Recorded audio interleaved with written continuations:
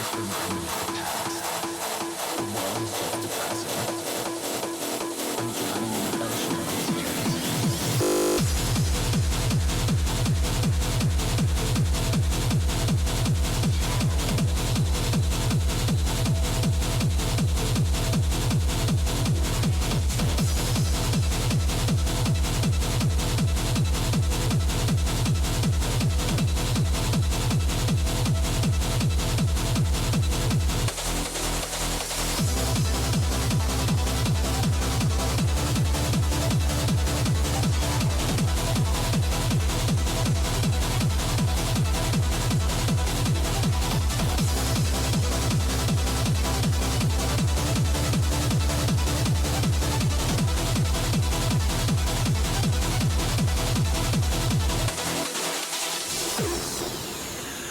I think I just went deaf.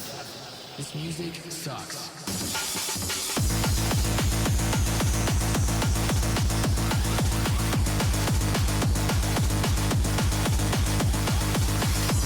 Nobody's dancing.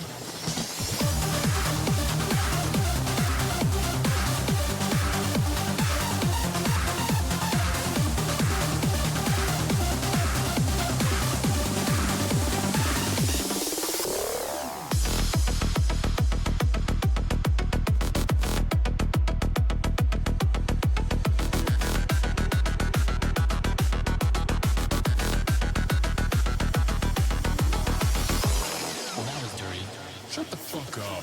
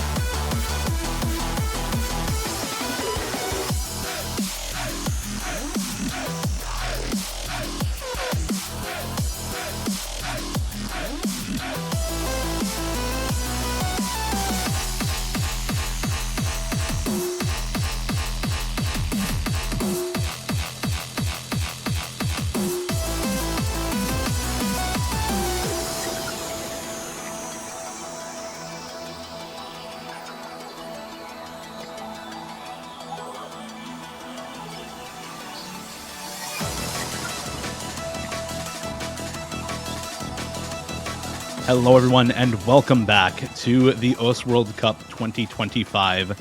Here with another banger matchup in the winners bracket. Already seen two of them today. Time for number 3 on a very short Saturday. It's Canada versus Norway. Seed number 4, Canada, getting a bye straight to the round of 16. And seed number 13, Norway, second placed in their group, only to China, second overall in the group stage, only to China. Their reward for such a stellar performance is facing one of the best early stage teams in OWC history in Canada. I'm Dio. I'm joined by Azer for the double Canada block on the Canada match. Might be a little biased today, but we'll do our best. Just a little bit, you know. I mean, this is a big one, guys. Like this match, I think, is super important. This is pretty spicy. There's a lot of context to be given here, because you did say, I mean, Norway number 2 in group stages that did not include the top 8 teams, which, you know, one of them being Canada, but also kind of doing that without Hunter for the most part. Like, Hunter was in Japan for the most part. I think only played 2 maps.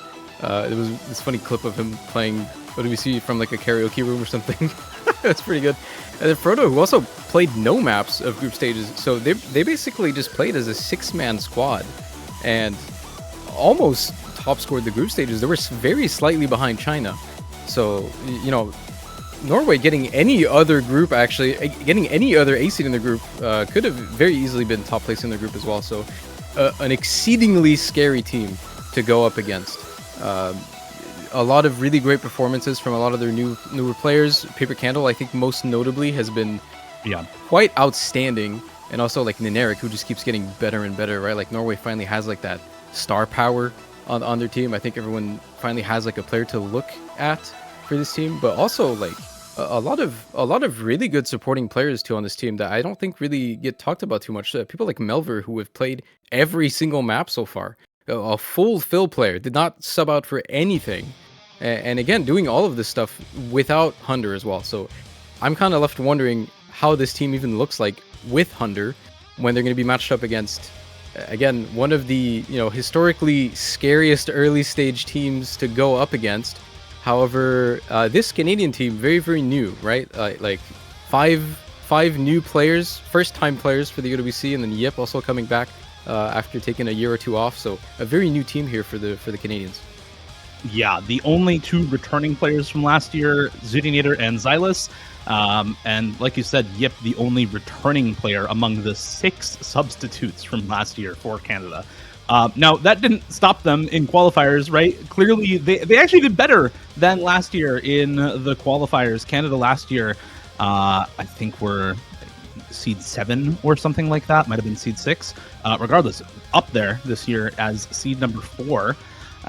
So did have an improvement from the qualifiers last year. The one question that we've kind of had going into this weekend, though, is how much does the extra 3 matches of playtime impact the teams coming from group stage versus no playtime so far? First match, real match of the World Cup for these winners bracket teams. So far, the teams from the top 8 that got a bye haven't been impacted all that much, but the 2 matches we've seen so far, Australia versus Romania and Poland versus Philippines, frankly, we expected to be pretty one-sided. There's a lot less of that expectation in this match. I think it depends a lot who you ask, whether this match is expected to be really Canada favorite or not. But Norway having such a good performance in the group stage as well really raises that question, right? Because they did have such a better time in the early stages of the tournament. As we get very, very quickly through the bands, Nomad 3 for Norway, Nomad 2 for Canada, right into Nomad 1. Now, usually the higher seeded team is not the one to pick Nomad 1, but Canada is probably going to be the exception to that rule this World Cup. Zudinator finally got the aim player she wanted in Wandirio to join her here on Nomad 1. That's a phenomenal player to be joined as well. Wandario looked so good in qualifiers. Definitely a player with so much potential here for this team. But yeah, I mean, Nomad 1 as a first map for what is looking to be like 2 first-time players for WC here, most likely. Seeing as Xylus and Zudi are probably in for this. This is a interesting pick, I think. Might see some of the nerves show here because OWC nerves is something that we've been talking about for so long, but I mean they're very real. A lot of people don't fully understand, I think, the extent that those are felt until they actually get to play a match. Like this is something I've been hearing a lot of. Every time there's a new WC, the first time player, that they always talk about how nervous they get. So we'll have to see if they can deliver here. It looks like Yip, I guess, will be in for this one, so technically not a first time, but Wandario finally first time playing in the OWC. But this is a pretty interesting pick, I think. This being like Nomad aim map, because I think this is a skill set that definitely favors Canada when you look at the players that are here. However, on the Norwegian team here, I don't think the full team is going to be able to match up to this, but okay, well, I was going to talk about Paper Candle, which for some reason isn't in for this one, but Paper Candle being number 1 in qualifiers on Nomad 1 and number 6 in groups on the Nomad 1. So I'm questioning a little bit why he's not in for this. Because here, like, I mean, the 3 times he played Nomad 1, he top scored for the team all 3 times. It's really weird that he's not playing this map. That's I can't even think of a reason. I mean, like maybe some of the tapping or something. But Paper Candle is also a part of the. He was in on Nomad 2 in the qualifiers. Like, surely that's not that much of a problem for you on this map. Yeah, I'm confused as well. I'm also confused. Well, we'll see. And the player to come in for him, Anthony W, has not had a good showing on Nomad 1 so far. Did not play in the qualifiers. Played in the group stage, dropped 387k on the group stage Nomad 1. Which the rest of his team was 650k or higher, with Melver being that 3rd score. So yeah, you're definitely favoring Canada on this map. I think you're going to favor them on this map regardless, because like the roster for Canada on AIM is just that good. They were number 7 and number 8 overall on Nomad 1 in the qualifiers out of all runs from all teams. So this is a team that is very heavily favored for this map on paper. Just about the same roster. Wanderio finding an early miss there. Xylus coming in instead of TS Fury or Nujabes for them. And an early miss as well from Anthony W. and Nineric on this Nomad one. I'm really interested to see how this pool is going to play out for these teams, because I think if you take a really deep dive into like their strengths and weaknesses, there are some map archetypes that you could favor for each one, but none of them are in this pool. You know, like I think personally when I look at this Canadian team, the first thing I'm looking at is tech, like a full-on tech map, like a team with Wanderio and Yip and Zudi on there. Like that's a tech team. It's really scary. There's not really a pure tech map in this pool, so they don't really get to play that. And similarly for Norway here, I think Norway is a team that would really like a typical, you know, like flow-aim Nomad 2, which is also not in this pool. So there's a lot of nuances, I think, to this, as lots of misses across the board here for this first map. Yeah, we're talking analysis during that, but there's so much going on. Multiple misses from Xylus, and then Penguinzi and Melver both finding misses afterwards for Norway. No FCs on their side now. Anthony W. matching the recovery from Wanderio. Zudinator down as well. It's just Yip holding the full... Why is Yip the last one with an FC on Canada? As now only one FC across both teams. Combo almost completely reset on the top row. It's just Melver with like 250. Recovery for Anthony W. about the same as Wanderio. Same for Nineric. As we get into the second TI time halfway in, Wanderio now also finding that miss. It is just Yip for Canada right now. Anthony W. and Nineric holding on to almost the FC on those reverse chokes. Melver on a big recovery as well. There goes Anthony W. There what goes is happening? Alex, what is happening, man? They're all missing everywhere except Yip, the only one with the full combo at the moment. I mean, I barely even got time to talk about some of these Canadian players, but I was going to talk about how underrated Yip has been for the longest time now, like being a very notable 4-digit player that's most notably not known for this skill set whatsoever, by the way. Like, not an aim player at all. Like, what is happening here? Bro's got the false confidence. He's like, yeah, I got Zudinator, Wanderio, Xylusin. I got no pressure to perform. I'll just play the map, you know? Turns out he's the only one holding the full combo for this team. They have finally found a recovery, while Norway has found a couple of misses on Penguinzi and Melver again, to give Canada a pretty big cumulative combo lead at this point. But yeah, wow, that was a really, really interesting Nomad 1 for both of these teams. As I think Canada having a pretty rough go of this map. Like, you're not expecting, you know, 400k from Wanderio, Xylus, and, you know, 500k from Zudinator near the end of the map. Yeah, not exactly the way I would expect this to go down, but again, maybe a great demonstration of those like first map nerves, especially on a map like this. Like, it's pretty rare to have like a, you know, what's more or less known as more of a RNG map for most players. Like Nomad 1, I don't think anyone is going to be super consistent on, so playing that when you're least consistent, very brave to pick this. I think it's going to end up working out for Canada here, but definitely I don't think this is the way they thought it would work out. But it's good to see, I guess, that they have the backup here from Yip, because I think normally I don't even think Yip should even be playing this, right? I think normally you'd probably expect to be seeing TS Fury on this, but yeah, I mean, working out for them. Yeah, I mean, he did play in their run, their best run in qualifiers, but he subbed in actually for Xylus. Usually you would expect TS Fury to play over one of the two of them. But yeah, turns out having Yip in on this, very, very good for Canada, as without that, you're looking at pretty similar scores across the board. Zudinator slightly up compared to the rest of Norway, but Xylus and Wanderio pretty close to that top score from Nineric. And now Norway, they get their chance. I think picking, if you're Norway here, is really tough, because if you do a direct comparison from qualifiers, Canada has the lead on every single qualifier map. In the head-to-head, Norway did not beat Canada on a single map. So it's really hard to use that, like, statistically to try to find an advantage on a pool like this, but the maps are quite different. I think the circumstances are a little bit different. You know, there's some players, you know, missing or that were previously missing.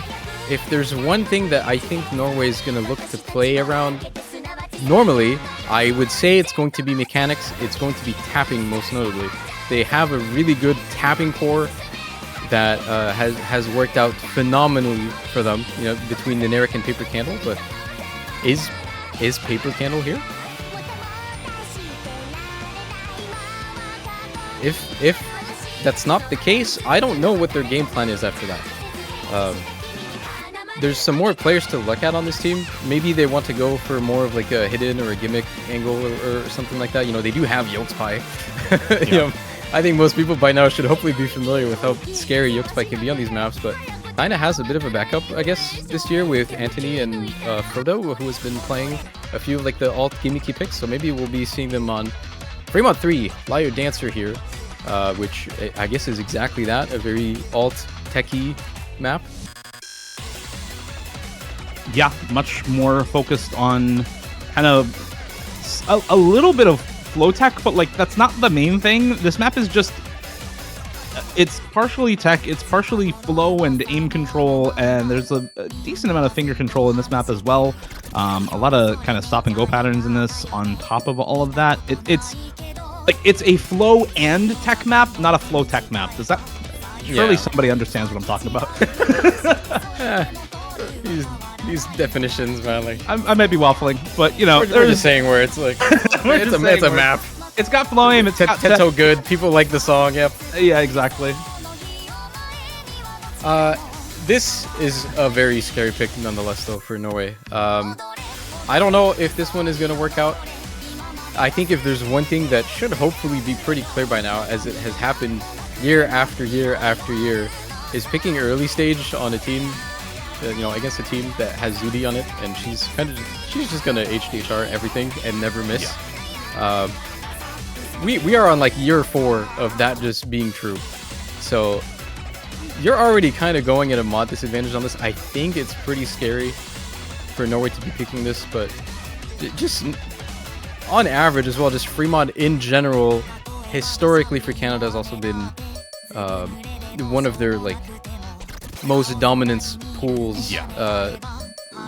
So I don't know. We'll see how this one goes. Again, new rosters for a lot of for both of these teams. I think some newer names or some slight developments, but most notably here, I think going to be seeing Steam Happy Flute, kind of Canada's pocket pick gimmick player, who finally gets a chance to play OWC here. I think a lot of people are looking at this player with expectation to see just how well they keep up on the world stage. So finally get to see them on stream for a map here.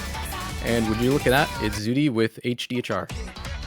Can't say I expected that. I don't know about you. No, that's honestly pretty unexpected. I don't know that we've ever seen her take Hidden Hard Rock in the World Cup before, so this is, I think, probably a first in the World Cup for Zudinator. Same goes for Flute. I don't know that we've really seen him take Hidden all that much in tournaments before, so you know, he's definitely not a one trick in specifically for Hidden or anything like that. So it's definitely interesting to see him take that. Meanwhile, yeah, Yolks by Hidden and Eric Hard Rock. No real surprises there. Early couple of misses here for Neneric. Same goes for Flute. And then Anthony W also on the side of Norway. So now 3 full combos to 2. Early advantage to Canada. The Nomads still doing well for never mind. My bad.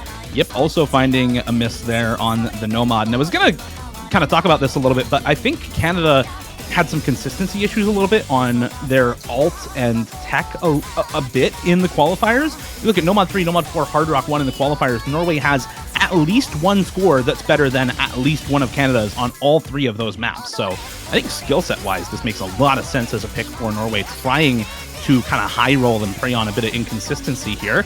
We have seen that already. Flute and Yip finding those drops. There have been corresponding drops from Anthony W and Neneric, but still 2 full combos to 2 here during the first KI time, a third of the way through. Zudi Wandirio versus Melver and Yolks Pie.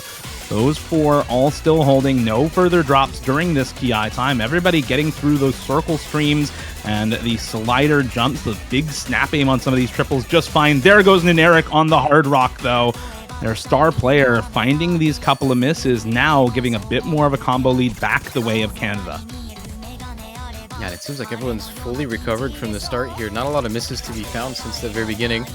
Flute going to be fighting one though, but it's okay. I think they still managed to keep the lead a little bit here, but now that you mention it, I guess on the side of Norway here, I'm definitely looking at Yolkspy for a map like this, who's shown so many times that this type of map with not too much aim, I think he's always going to be a force to be reckoned with. So maybe looking to pick for his comfort, but the backing is not fully there yet, as Melver is gone.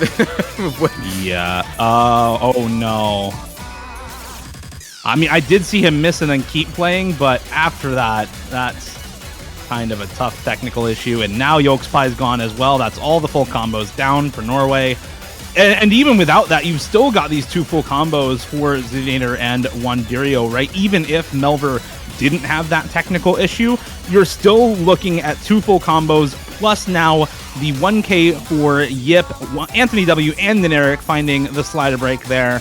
So it's a wipe across the board for Norway. Even if both of their full combos held on, it would not have mattered. Yip and Plute just outdoing Anthony W and Neneric on the supporting combos here, not missing at the same time, holding these massive combos. In Canada, looking extremely good on this map. I mean, a couple of misses here and there for Plute, maybe some first map nerves. It is your first map on the OWC stage. Yes, you've played qualifiers, but it's way different when you're in a real match. Zudi finally finding a drop on the hidden hard drop.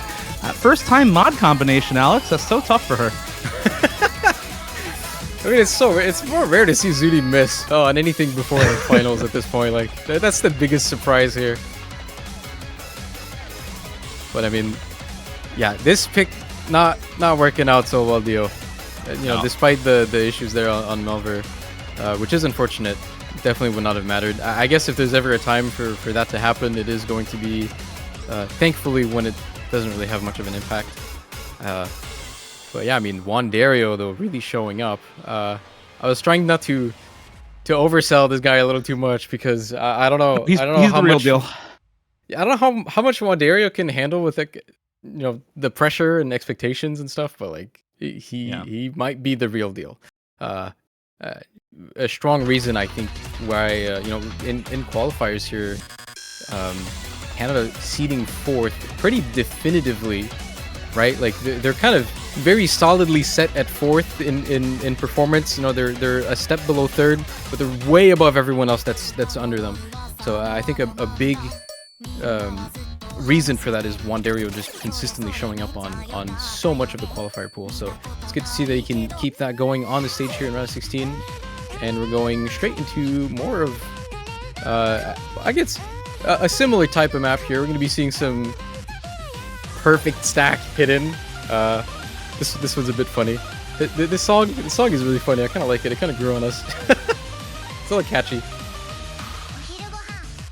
I don't know how to feel about this song. I'll see if it grows on me during the weekend. We'll see. 12 more matches and it'll stick. Look, at least Chocolate Disco was listenable, man. Like, anyway, enough about the song. Let's talk about the map, because I feel like this is, I mean, correct me if I'm wrong, but I think this is way more similar in terms of the type of reading that it tests to like the qualifiers Hidden 2 as compared to the group stage Hidden 2. Basically just a step up in difficulty from Chocolate Disco as compared to Coconut Love from last weekend. Canada in the qualifiers, pretty good on the Hidden 2 overall. 2.5 million almost and 2.1 million almost were their 2 runs. Norway, meanwhile, 1.65 million and 1.5 million almost on the map for them.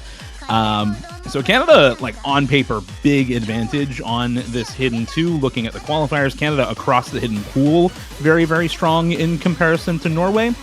Just looking at average score on both of those maps from qualifiers. Obviously, qualifiers aren't everything, and this is a map where there's a lot of potential for misreads, misremembering things, being 3 minutes long as well. So you can definitely fumble on a map like this, but in theory, in a vacuum, you favor Canada on this pretty heavily. I think so too, yeah.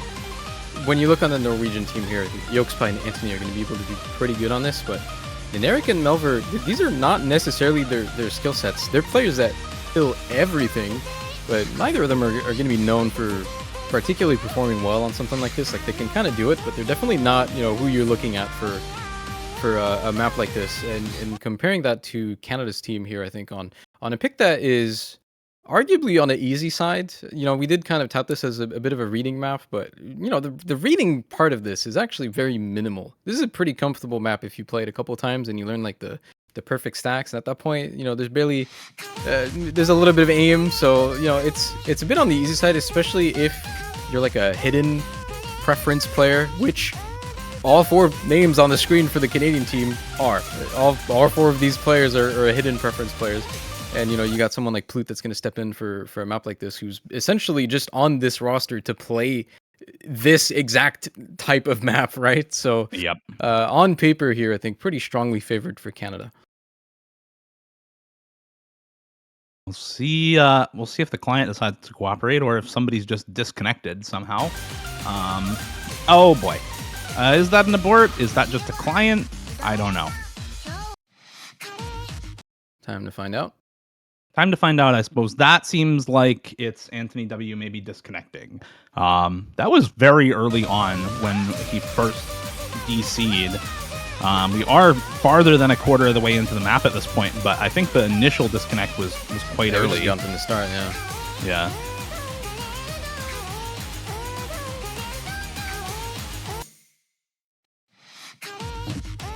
Does look like that's going to be an abort. As we saw here, the very, very early disconnect from Anthony W., at least on the tournament clients, was very, very early. Yeah, I mean, they never. The abort came after 30 map, seconds, right? but yeah. The abort was a little bit later, but I think just maybe waiting for confirmation. Lately, I think with how Bench has been treating us on the streams, we don't really know if the stream is being honest or not. Sometimes, you know, it has happened a couple times where like a player just failed to load on screen but was playing the whole time. So it takes some time to perhaps confirm that. But yeah, it looks like that's going to be aborted, and we'll start again. I'm still waiting on confirmation on if Anthony's okay. And I would hope that Anthony is able to play this, seeing as I think, you know, if Norway is to stand a chance on a map like this, like I said, definitely one of the names you'd be looking at on this one. But yeah, it looks like might have fully disconnected. yeah, it seems like he is not even in the lobby chat at this point. So I think that's probably a warranted abort there, especially with how early on he disconnected on stream. So I think we're gonna see if he can get maybe kicked from the lobby or just rejoin somehow. Not sure exactly how this will run, but hopefully get him back into the lobby, reconnected, and good to go for this map. Perhaps has readied up again. I don't know. We'll find out. He's deafened and maybe still playing the map, so he might have just disconnected entirely and is still playing the map in solo. Oh, there he goes. Okay, now he's DC'd. Okay, all right. Well, that's unfortunate. Hope it's a temporary bump here, because yeah, if Anthony's gone and they still have to move on, right? Like who's even stepping in for this? I guess they have Frodo. I'm not. I gotta say, I'm not super familiar with Frodo. Fairly new name to me. He's not gonna play this map. He's not a hidden player. Yeah, at least from the memory of his like time in rank a good restricted. like alt gimmick player, but have not seen much hidden. So yeah, I think it's specifically like the low AR hidden that he would be uncomfortable with on this map. At least from my memory from a few years ago. I'm a little bit less up to date on him recently. But I don't think he should play this. And apparently he just played the whole map in solo. So that's cool. Thanks, Bencho. Great stuff. So I gotta be curious what score he got. Yeah, I'm a little bit curious too, but we'll get into it again. Hopefully, no issues this time around. And luckily for Canada, this is not a speed map; it's just a reading map. So you're not going to lose too much warm up waiting for a map like this, or you don't need that much warm up. I think this is one of those types of maps where you actually don't want the warm up. No, like I think the the least warm you are on this, I feel like the better it is. Like you gotta stay calm and like take your time, you know. Like at least in my experience, that's how it tends to work. So I don't think for a map like this, people are gonna mind the delay too much. But I'll trust you on this. This is not my cup of tea. we do Not my kind of map, man. we do at least see all 8 players this time, so at least that's sorted out.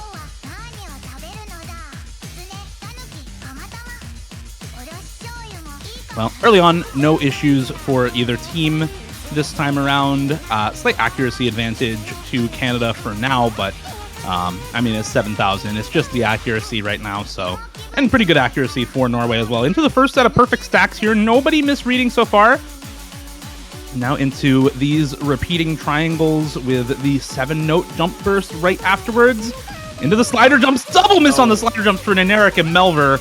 And that now is a pretty big advantage for Canada. We're only a quarter of the way in, but that's a decent 600 combo lead cumulative there. So score lead now coming over to Canada's side pretty quickly on this map. Yeah, I think pretty indicative there, maybe of what we were talking about. The hidden pref thing. Being able to swap from like that perfect reading into something that requires maybe a little bit more aim drastically like this. It's going to be the two non-hidden mains that are going to get caught off guard by that. Wandera is going to match the miss there, misreading one of the perfect stacks. This part, I think, is where, if anything is going to happen on this map, it's going to be on this part coming up. A bunch of flow streams here, very, very different mapping style. So for this map being quite on the easier side, I think if anybody's going to get caught off guard, it's going to be here, and Yokespie going to be the first one to bite. He is kind of the player you expect to be a solid rock on a map like this too for Norway. One of the best low AR hidden reading tournament players in general, not just on Norway, but the mechanic section, the flow aim streams, catching him off. It is 200 BPM streams for some slower players. Those have hands. And it's not necessarily a speed gap for Yokespie, but he does miss on the streams, and now the lead is just massive for Canada here. Wanderio still the only player to have missed. I think if Yokespie were still holding on, they'd be starting to claw this back for Norway now, with both Anthony and Melver holding strong, but Melver misses on those jumps. It is matched by Xylus now. Flute also finding the drop is just Zoonator holding the full combo versus Anthony W. And Neneric putting up a really, really good supporting score, but the damage is done. It's still almost a 500k score lead for Canada, just off the back of Xylus and Flute full comboing so far into the map, both well above 800k on this. Whoa. Everybody misses. Apparently the ending is pretty hard. That got like 5 people. But yeah, I mean, that looked pretty comfortable for Canada there. Even with Wanderio missing halfway in the map on that perfect stack, he was still pretty much holding an SS outside of that, I think. So, solid pick for them. And I think we got to start looking towards Norway here to see what they can pull out.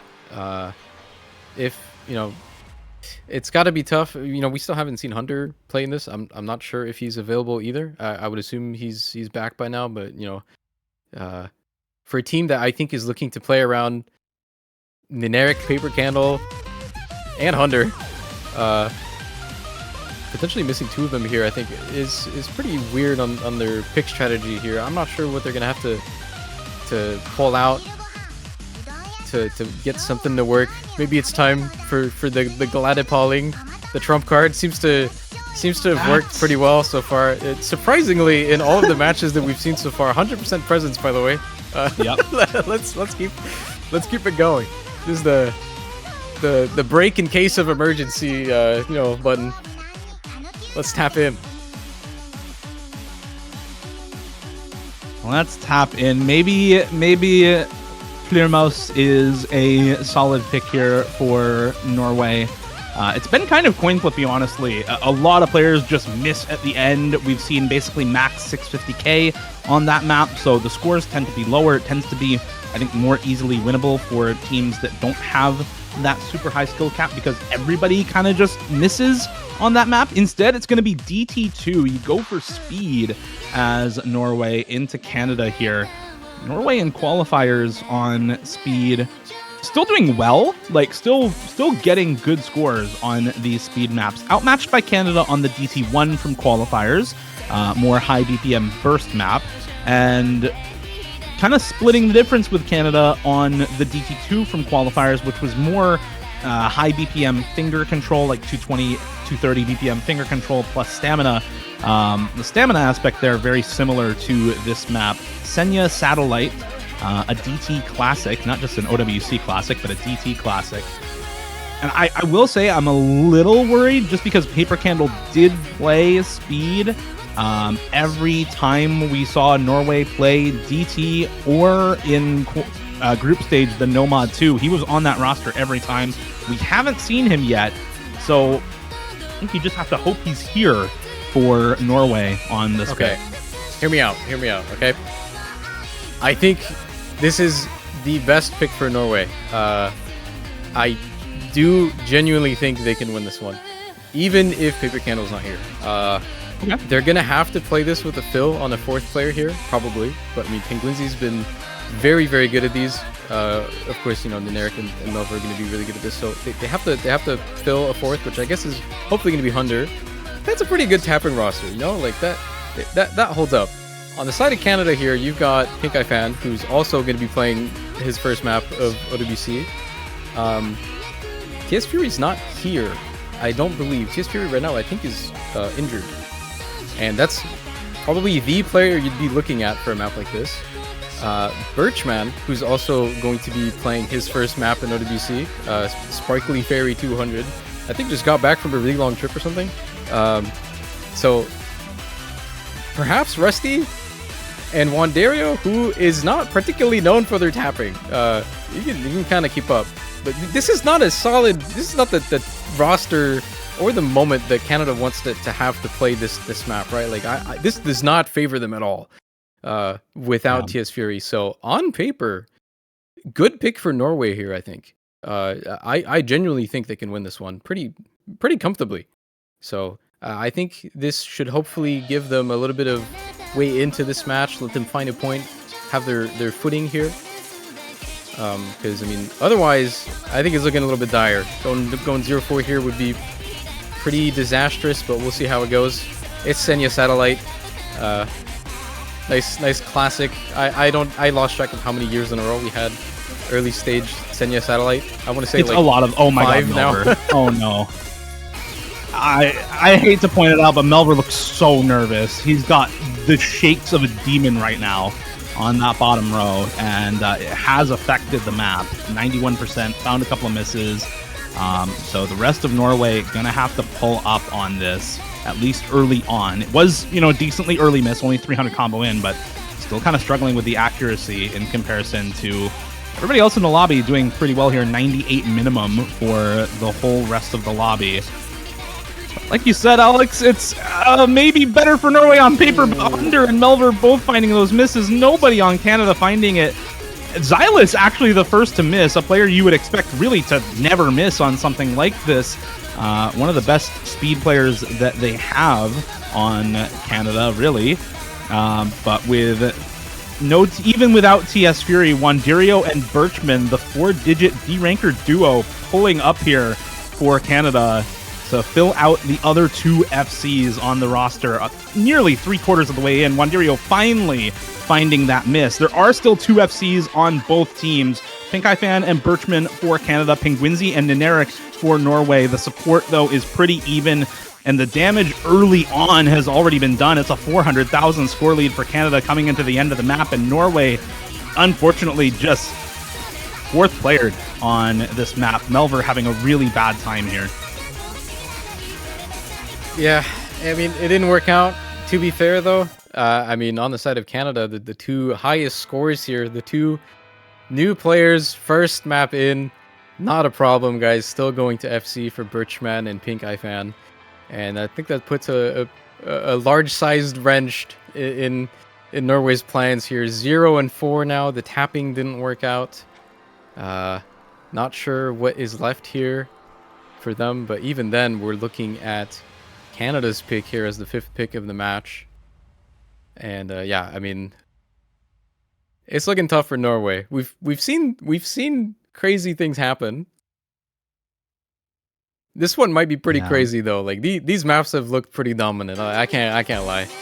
Yeah, I mean, even Canada's looking pretty good. Seed with that act, I don't know if it would have been enough because it was still 415,000 points, right? And he was up there in the 600Ks already, so I don't know with 95 act if it would have been enough, even if he didn't plan to miss. Even if they had three-way full combo that. So, yeah, it's quite one-sided so far. And Paper Candle apparently has food poisoning in Thailand. That's rough. No, last week, I think it was Melver had his tablet just shut off or something. His tablet also disconnected on a map earlier on in this match. It didn't matter. Anthony W has a random disconnect on the Hidden 2. Paper Candle, food poisoning in Thailand, sun in my eyes, gamma rays drop down on my PC. Like, I don't know how much more Norway can take. Okay, I'm leaking a team chat message from 2 hours ago from Xylus here. I will pick Nomad 5 if we are in a really good spot and the roster is down to play it. And here it is! Yes! Clear mouse. Okay. Like Paling. Oh my god. Can you believe this has 100% pick rate? Not banned, by the way. Pick rate. Pick rate. This has been picked in every match so far, no? No, I cannot actually... I don't understand. CS6 tech reading hybrid sort of map here is not what I expected to have 100% pick rate. Oh my god. Oh, Frodo comes in for their first OWC map and they have to play this. Oh, this might be a unique experience. This is a hell of an OWC experience for Frodo. No maps in the group stage just to come in for Paling on round of 16.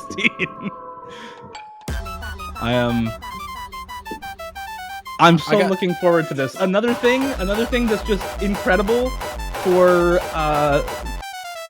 this map is, just for anyone who hasn't seen this already, if you're just tuning into your first match here, Bancho hates this map. There's so many fast sliders in this map that just mean Bancho misses abound. The last time I casted this at 13 earlier today, we had a couple of misses early on that I swear to God were banchoed for 20 seconds, and the players were still full comboing for like 20 seconds afterwards. So honestly, I trust nothing on this map. I'm all for it. It's a part of the experience. It's a part of the package. It's perfectly fitting.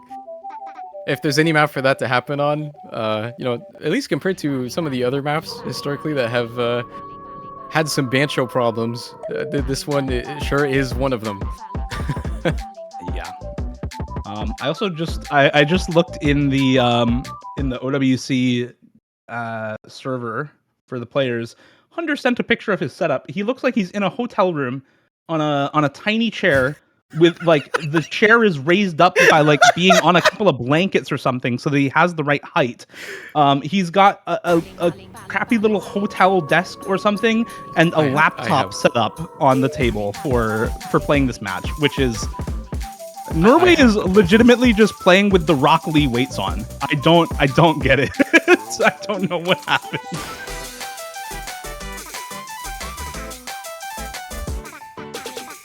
What an experience. Anyway, glad Pauling here. You get past the intro here, the comfortable part of the map that honestly most people have gotten through, but Anthony, you're going to be finding, I think, a pretty bad miss here. I think it's probably the one place you cannot miss. Like, you have to carry on the start of this map, I think, to have a decent score.